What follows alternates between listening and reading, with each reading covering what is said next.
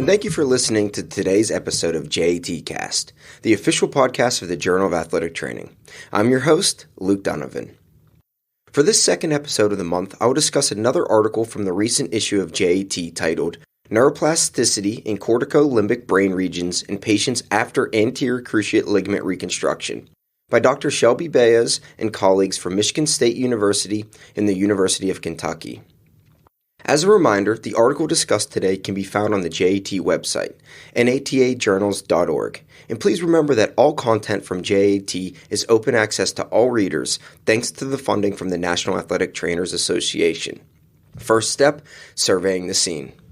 Within the United States, approximately 200,000 ACL injuries occur, where the majority of the patients with this injury will undergo surgery to have their ligament reconstructed. Most patients select a surgical procedure in order to allow them to resume their previous level of physical activity. Despite the surgical intervention, nearly a third of patients will not return to their previous activity level, with injury-related fear commonly being cited as the primary reason. Patients who do return to sport with increased injury-related fear are 13 times more likely to sustain a second ACL injury within 24 months of clearance.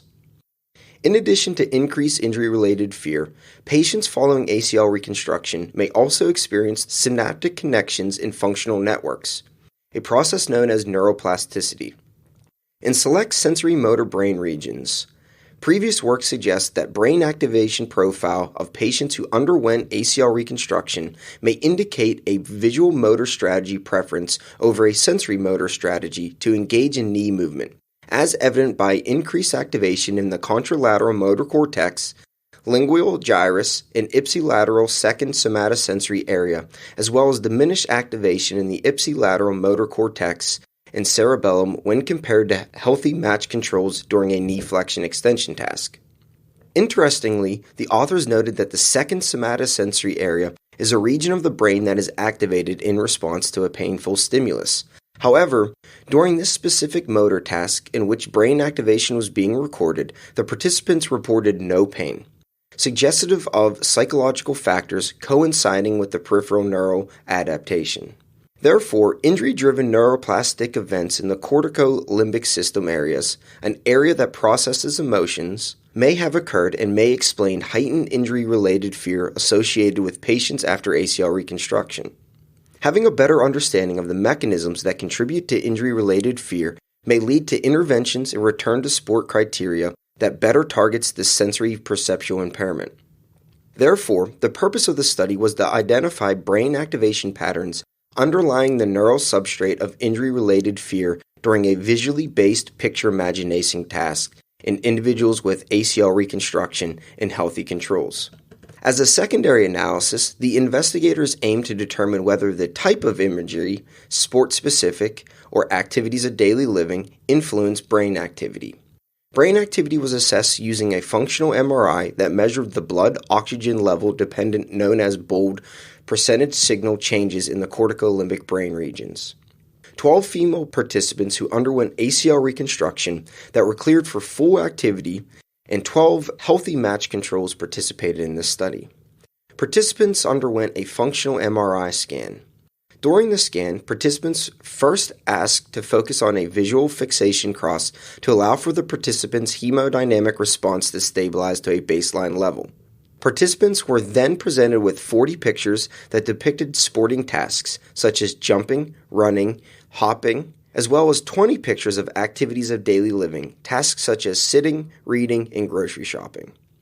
When the picture was shown, participants were instructed to imagine themselves completing the task in the picture. The order of the pictures were randomized and shown one time for 3 seconds. After each picture, the participant was presented with the visual fixation cross to reallow the participant's hemodynamic response to return to baseline. Following the imaging protocol, all participants completed the Fear Avoidance Belief Questionnaire, which measures fear avoidance beliefs, and the Tampa Scale of Kinesiophobia 11, which measures fear of movement. Here are the results. First, let's look at the differences in scores on the self-reported questionnaires. Similar to previous studies, the ACL reconstruction group reported higher levels of injury-related fear than the healthy control group. For brain activity, irrespective of the picture category, the ACL reconstruction group showed increased activation in the corticolimbic brain regions, which included the medial-dorsal thalamus, inferior parietal lobule, and cerebral lobule 9, when compared to the control group. Also, the ACLR group displayed an inability to suppress the default mode network. The default mode network is an area of the brain that typically shows greater activity during periods of rest while actively performing a goal-specific task such as the picture imagination task. When comparing activity between specific images and activities of daily living within the ACL reconstructed group, differences were observed in the inferior occipital region and cerebellum 9 region. Each of these regions had increased activation when participants visualized sport-specific images compared to activities of daily living images. As the authors hypothesized, the results of the study indicate that injury-related fear after ACL reconstruction does not merely subjectively occur as a response to injury, but may also induce objective and measurable neuroplastic adaptations in the corticolimbic brain regions. Also, this study shows that both sport-specific and activities of daily living may induce a fear response in individuals after ACL reconstruction. Finally, in addition to corticolimbic regions, the ACL reconstruction group was unable to suppress the default mode network. The inability to suppress the default mode network has also been reported among patients with psychopathological conditions such as depression, anxiety, and chronic pain. The findings of this study further identify the importance of integrating psychologically informed clinical practice techniques while treating patients after ACL reconstruction. An example being including patient-reported outcomes that measure injury-related fear as part of the rehabilitation process. As reported in this study and across other studies, patients after ACL reconstruction often have increased injury-related fear that commonly remains elevated after return to sport. Outcome surveys such as the Fear Avoidance Belief Questionnaire and the Tampa Scale of Kinesiophobia 11 may allow rehabilitation specialists to quantify the magnitude of injury-related fear and identify specific tasks that contribute to the fear. Psychologically informed clinical practice also emphasizes the integration of cognitive behavioral therapies and psychoeducational techniques in conjunction with traditional musculoskeletal rehabilitation. Rather than solely using pain or soreness as a guide for progression, clinicians can use fear as another progression criteria across different levels of exercises and tasks.